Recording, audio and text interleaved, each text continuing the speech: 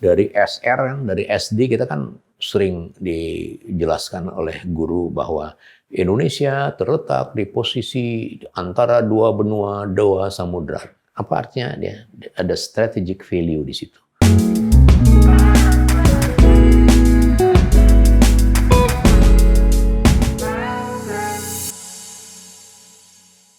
Jadi kalau kita main-main dengan kedaulatan negara di udara, maka kita harus siap juga dengan satu ketika kita akan menghadapi hal yang seperti itu. Sekarang ini kan kita di sebelah timur kan ada Papua Nugini, ya. Ya. Di barat, bukan di sebelah barat, luar barat, di dalam barat kan ada Singapura, ada sebagian semenanjung Malaysia, di bagian selatan ada Australia, utara tentu kita tahu ada Pasifik dan Filipina segala macam. Yang mana yang krusial di kita itu Pak Capi? Apakah di sekitar Malaka atau sekitar yang laut terbuka antara Nusa Tenggara, Bali dengan Papua? Kembali lagi, di mana sih critical border? Critical border adalah daerah perbatasan yang potensi memunculkan border dispute. Katakanlah dengan demikian Singapura, perbatasan yang berbatasan dengan negara, dengan banyak negara, ya. Dan itu di Selat Malaka. Selat Malaka itu kan pusat keramaian perdagangan dunia. Dan ada Malaysia di situ kan? Ada 11 negara di situ, berbatasan di situ. Kita sekarang dengar tentang South China Sea misalnya. Ya. Jadi itu very critical border sebetulnya. Dan di situ kita harus punya pagar. Yang menyedihkan justru di kawasan udara itu sebagian besar di wilayah border dispute itu otoritas penerbangannya tidak berada di otoritas penerbangan Indonesia. Pak Capi, jadi sebenarnya kedaulatan udara itu hanya terkait dengan unsur-unsur kedaulatan atau dalam hal ini formal negara pertahanan gitu, atau juga ada urusan dengan komersial. Misalnya kita kan negara yang luas loh. Itu tadi. Dalam konstitusi kita semua dikatakan bumi dan air. Ya. Padahal wilayah udara kedaulatan itu adalah juga sumber daya alam. Ya. Dari SR, dari SD kita kan sering dijelaskan oleh guru bahwa Indonesia terletak di posisi antara dua benua, dua samudra. Apa artinya dia? Ada strategic value di situ. Jadi daerah Indonesia itu adalah tempat bersilangnya hubungan timur barat dan utara selatan. Ya, apakah itu di daratan apa di perairan, tapi lebih-lebih di udara. Ya, pernah dengar Perdana Menteri Israel dari Singapura mau ke Australia, ya. Dia menjadi lebih 5 atau 6 jam lebih panjang karena dia tidak punya hubungan diplomatik dengan Indonesia dan kita nggak bisa terbang flying over kita. Clearance ya. That's the strategic value. Jadi dia harus muter gitu. Ya. Dan untuk diketahui bahwa kalau kita berbicara tentang jaringan penerbangan domestik, National Air Traffic Management di Indonesia itu adalah subsistem dari Global Air Traffic. Ya, di bawah ICAO. Itu sama dengan industrinya tidak boleh sendiri, tidak bisa sendiri. Nggak bisa. Aviation is international. Jadi kasarannya kita bisa mengelola atau tidak bisa mengelola penerbangan domestik. Show must go on. Jadi kita bodoh-bodoh, kita ini akan diambil alih, akan dibantu ya oleh negara lain dan mereka yang akan menyelenggarakan. Kenapa? Karena subsistem. Jadi our domestic flight, ya, our domestic jaringan domestic network, domestic aviation civil ya civil aviation commercial itu subsistem dari global system. Kenapa global system? Karena ICAO dari tahun 70-an itu udah mendengungkan bahwa dengan industri penerbangan maka dia akan terbentuk namanya global village. Ya. Global village itu harus ada global services dalam transportasinya. Itulah ICAO.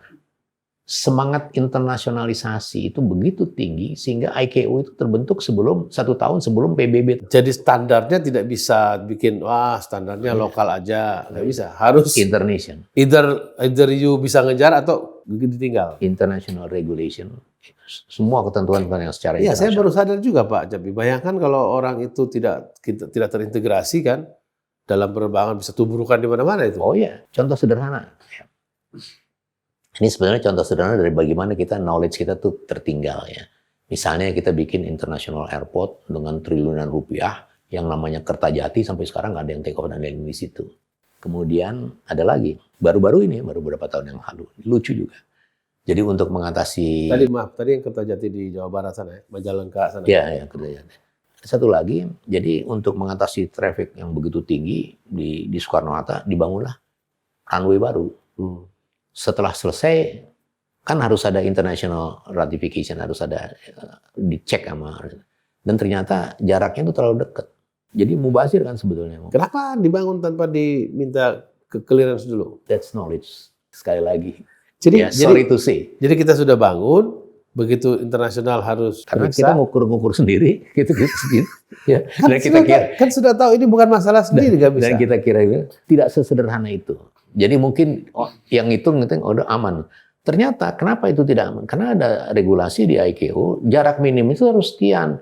Untuk standar instrument flight, untuk instrument flight rules, untuk IFR itu standarnya jaraknya harus sekian. Ya, kita tuh sekian. Gitu. Kita terlalu sempit. Ya, nggak apa-apa dong kan kita punya sendiri kita.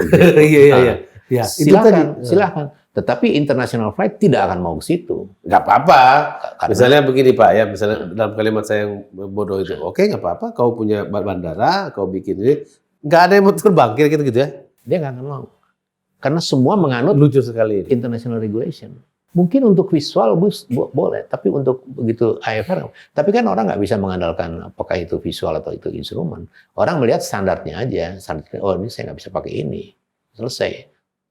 Itu adalah lesson learned, ya, very expensive lesson learned sebetulnya. Ya, bagaimana kita lalai untuk hal-hal yang seperti itu. Ya. Banyak sih yang bela, itu kan begini, silakan aja. Tapi secara sederhana aja, kalau kita lihat regulasi internasional, kita nggak patuh, selesai, nggak ada debat. Sebetulnya. Itulah Pak Capi. Jadi artinya harus pegangannya tetap tadi, kesepakatan internasional tadi, yang memang sangat presisi gitu. Itu namanya civilization. Peradaban. Peradaban. That's why ada orang bikin institut peradaban. Civilized. Jadi orang nggak bisa bertengkar dengan aturan gitu loh. Kalau aturan. Karena ujungnya keselamatan. Betul. Jadi dalam dunia penerbangan dan di dunia yang di lingkungan yang teknologis sifatnya, itu nggak ada kompromi. Yang berbicara di sana adalah aturan. Kelemahannya adalah aturan. Jadi ada 3 hal yang penting dalam penerbangan dan semua yang peralatan yang teknis itu.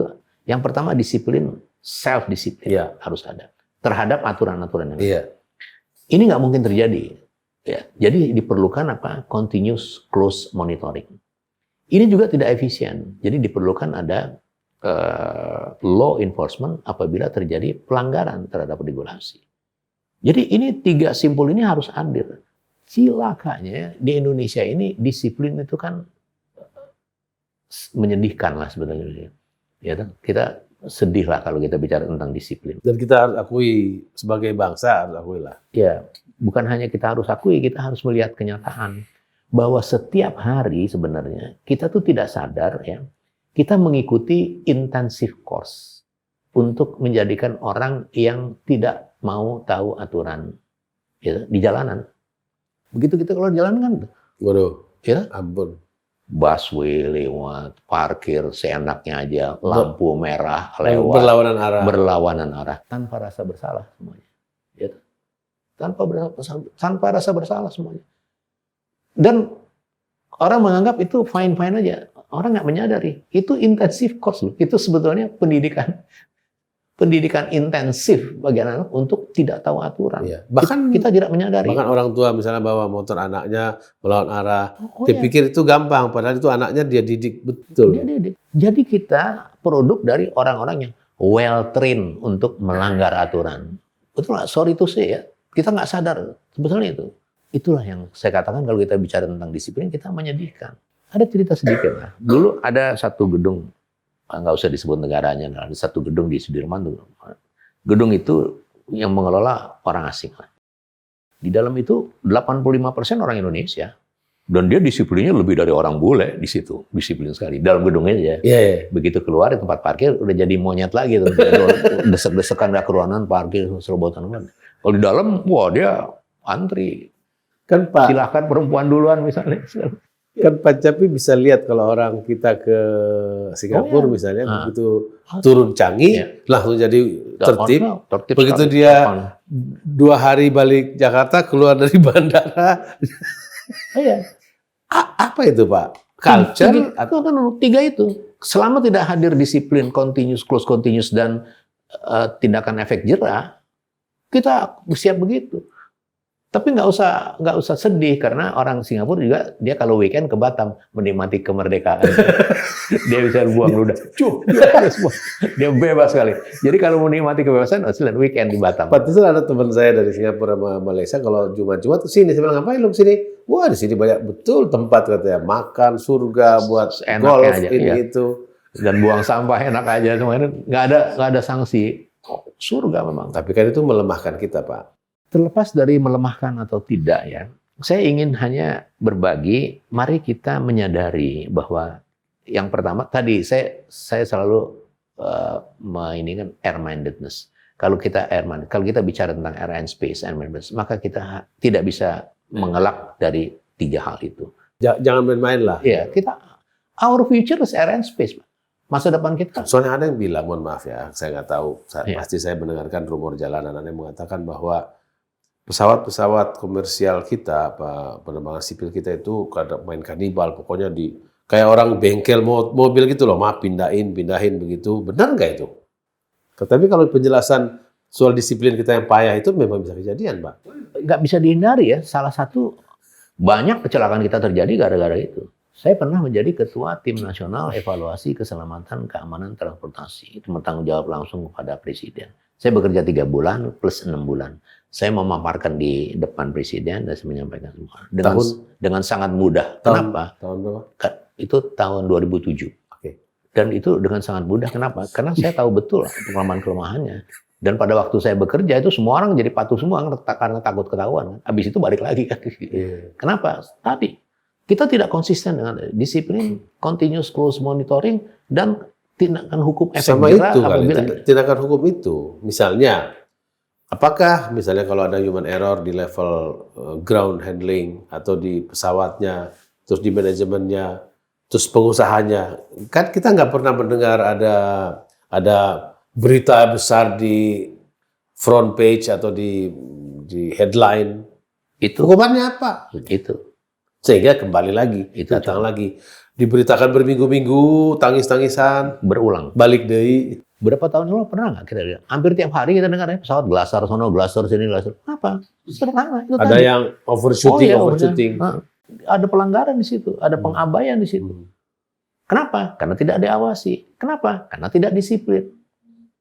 That's as simple as that. Dan kenapa? Karena tidak pernah ada hukum yang membuat mereka iya. 2 kali. Tidak ada disiplin, tidak ada close continuous monitoring, tidak ada law enforcement efek jerah apabila terjadi pelanggaran. Pak Capi, apakah itu yang menyebabkan industri penerbangan kita itu seperti kuburan? Banyak sekali yang dikubur. Kalau kita ingat sekarang, wah nama macam-macam lah. Ada ini, ada itu, ada mungkin Kartika, ada macam-macam lah.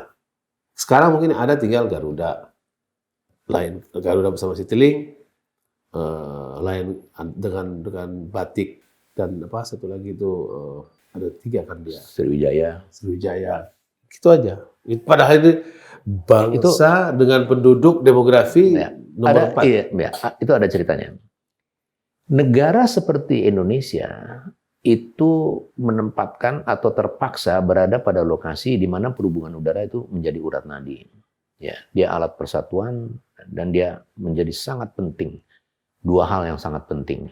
Dia menjadi urat nadi bagi pengelolaan tata kelola pemerintahan dalam konteks dukungan administrasi dan logistik. Dia menjadi juga beban dari pemerintah untuk melaksanakan transportation services. Ya. Jadi 2 ini yang sangat penting. Sehingga perhubungan udara itu memang tidak bisa tidak harus. Ya. Conditio sine qua non. Tadi dari awal sudah saya sampaikan, ahlinya masih sedikit di dunia, Iya. ahli masih sedikit. Boro-boro di sini. Apalagi di Indonesia. Itu sebabnya perkembangan dunia penerbangan sipil kita itu sangat memprihatinkan. Salah satu penyebabnya adalah education and training tidak berjalan dengan baik. Sehingga orang yang berpengetahuan itu kurang. Sehingga kebijakan-kebijakan yang dikeluarkan oleh pemerintah pun banyak yang salah. Bukan salah karena tidak mendapatkan fooding dari para ahlinya. Karena tidak ada think tank, tidak ada satu institusi yang memberikan masukan tentang knowledge dari aviation, dari air and space management dari aviation. Sejak kemerdekaan sampai tahun 90-an menjelang 2000, itu dikelola dengan sangat ketat dan juga orang belum juga banyak berminat banyak. Karena aturan-aturannya juga sangat ketat. Orang nggak bisa sembarangan bikin airline. Tapi menjelang akhir 2000-an itu ada deregulasi sehingga semua orang bisa mendirikan airline. Pada waktu itulah banyak orang bikin airline. Dulu kan brand cuma Burak, Merpati, Iya, Garuda. banyak. Setelah itu dibuka, orang bebas, terjadi persaingan yang tidak sehat Dalam harga. Itu sebabnya ada aturan yang aneh dalam tanda petik. Aturan harga tiket batas atas dan batas bawah. Itu cuma ada di Indonesia itu. Kenapa? Karena ada perang harga. Kenapa ada perang harga? Karena orang bisa mendirikan airline dengan banyak. Dalam perjalanan itulah kemudian terjadi banyak kecelakaan. Ya. Dan banyak yang tutup. Kenapa? Karena ada perang adu murah harga tiket. Padahal sudah dikasih batas itu. Iya, udah ada batas. Seperti perusahaan taksi loh. Ya, itu kan batas. Tarif bawah, tarif atas. Kenyataannya gimana? Kan nggak ada pengawasan. Kurang pengawasan. Itu yang sebabnya kita pernah mengalami kecelakaan yang banyak. Itu harus dibayar dengan banyaknya kecelakaan dan matinya banyak airline. Sehingga jadi tinggal sedikit kan. Tinggal sedikit, beberapa sedikit. Iya. Setelah tinggal sedikit kan dia nggak perlu perang lagi kan. Sudah. Dia cincai aja. Dia kembali ke harga normal. Iya. Ingat nggak 2018? Itu 2018-2019. Orang marah-marah karena yang biasa kan ada tiket dulu yang lebih murah dari kereta api, ada dari kapal laut, itu kan pernah terjadi. Bahkan jadi itu di sini terjadinya waktu perang harga. Jadi positioning statement mereka. Iya, setelah jadi mereka kembali gini dibilang harganya ugal-ugalan lah mahal. Padahal itu harga yang benar. Baru mau bukan ugal-ugalan tuh. Bukan. Back to normal. Back to normal. Begitu baru mau diselesaikan, datang COVID. Nah, datang COVID, nggak ada yang pergi, akhirnya turun lagi. Sekarang ada lagi harga yang murah-murah nggak keluaran juga. Dan pasti nggak akan bisa bertahan lama, pasti. Ya. Jadi riwayatnya sebetulnya perjalanan seperti itu. Tadinya ketat, hanya terbatas. Liberalisasi airline banyak. Deregulasi. Perang harga. Banyak kecelakaan, banyak yang tutup. Tinggal sedikit, mau kembali ke normal. Kemudian dikutuk orang banyak karena itu ternyata sebenarnya dia kembali ke normal, dia nggak perlu bersaing lagi karena tinggal sedikit. Kemudian COVID-19. Nah itulah nasibnya kita maskapai penerbangan. Di backup sepenuhnya dengan knowledge yang kurang lah. Padahal negeri ini kan luas. Oh ya. Bahkan dari Sabang sampai Merauke kan seluas Eropa kan yang panjang. Tidak mungkin tidak ada penerbangan. Nah, itu yang saya orang tidak mungkin pergi. Ya. Mau bangkrut atau tidak bangkrut, mau apapun penyelenggaraan jaringan perhubungan darat itu harus ada. COVID-19 membuktikan di seluruh dunia bahwa tanpa ada campur tangan pemerintah, tanpa ada subsidi dari pemerintah, nobody airlines bisa bisnis dengan normal. Tidak ada. Bahkan yang besar-besar. Ya. Oh ya, di seluruh dunia. Dia udah proven bahwa penyelenggaraan itu harus pemerintah. Nanti kalau sudah terselenggara dengan baik, mungkin investor akan tertarik, dia akan bisa bermain. Tapi dia tidak bisa menjadi pemain utama. Nggak bisa. Padahal kita tahu sampai akhir 10 tahun belakang atau 15 tahun belakang kan yang namanya penerbangan plat merah, ya, Amerika punya flag carrier dan segala macam itu kan jatuh dikalahkan oleh pemain-pemain baru, ya kan? Tapi sekarang kalau akhirnya pemerintah harus masuk lagi, terpaksa Pan Am masuk, KLM, apa segala macam itu. Ya, apapun terminologi ya, apakah itu flag carrier atau pemerintah, terserah. Tetapi dengan COVID itu udah membuktikan bahwa bisnis itu nggak bisa. Orang nggak bisa bisnis sekarang untuk airline, untuk untung nggak bisa. Nggak bisa. Itu bukti, bukan teori lagi itu. Di satu pihak orang harus terbang untuk alasan sosial, kemanusiaan, Jadi ekonomi. harus diselenggarakan. Siapa yang menyelenggarakan? Kalau bukan pemerintah, nggak ada. Ada investor yang mau bisnis yang udah tahu dia bahwa akan rugi, nggak bakal ada, nggak mungkin. Jadi kalaupun ada yang akan take over misalnya, take overnya dilakukan oleh negara gitu. Oh Misalnya. iya pasti. Nanti setelah mapan negara itu bisa menyelenggarakan satu penerbangan yang mapan. Kemudian itu bisa kemudian memberikan celah bisnis, baru investor akan join. Kalau nggak mungkin. Nggak mungkin. Dampaknya besar. Penerbangan itu menjalankan roda ekonomi. Dengan penerbangan itu akan ada hotel, ada travel bureau, ada segala macam yang bersangkut paut dengan perjalanan melalui udara. Ada airport, ada bandara. Pak Capi, saya mau ke agak mikro. Pak Capi kan juga penerbang, pilot gitu ya. Ya. Bagaimana tanggapan Bapak terhadap pilot-pilot yang pakai narkoba, pakai obat untuk supaya tahan, dia punya stamina? Sebenarnya gimana sih? Itu kan walaupun dia kelihatan memperkuat dia, tetapi itu kan juga berbahaya gitu. Itu manajemen besarnya ada, itu manajemen besarnya. Tapi kalau kita mau lebih itu oke. Dalam persaingan tadi itu saya udah katakan dalam persaingan adu murah itulah sebetulnya terjadi kecelakaan. Ini hulunya ya. Nah, terjadilah airline yang bangkrut dan terjadilah pilot-pilot yang nyabu. Kenapa? Karena dia dipush oleh perusahaan. Kalau padahal ada batasnya, dalam 1 bulan pilot itu harus sekian jam terbang. Dia nggak boleh lebih. Lo lebih dikit deh, gue bayar. Karena gue mau terbangin banyak pesawat nih. Dia mau dong. Gue bisa kredit rumah, bisa kredit mobil kan. Tapi kan fisik dia kan nggak bisa dikredit. Kreditnya nyabu.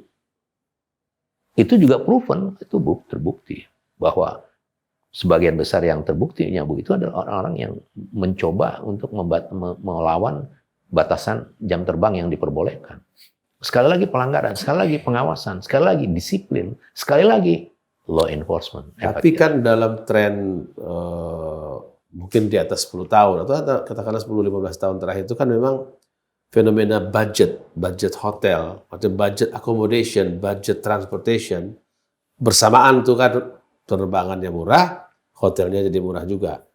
Ini masih bisa dipertahankan padahal tadi orang akhirnya perang harga, Pak Capi dan ya itu ada cerita tersendiri. Ini kan global, Pak. Betul, ya. Betul. Itu ada cerita tersendiri tentang budget. Dulu penerbangan itu adalah satu ruang yang glamour and luxurious. Ya, orang pakai jas dasi, perempuannya pakai topi, ini wah, tinggi-tinggi. Glamour and luxurious.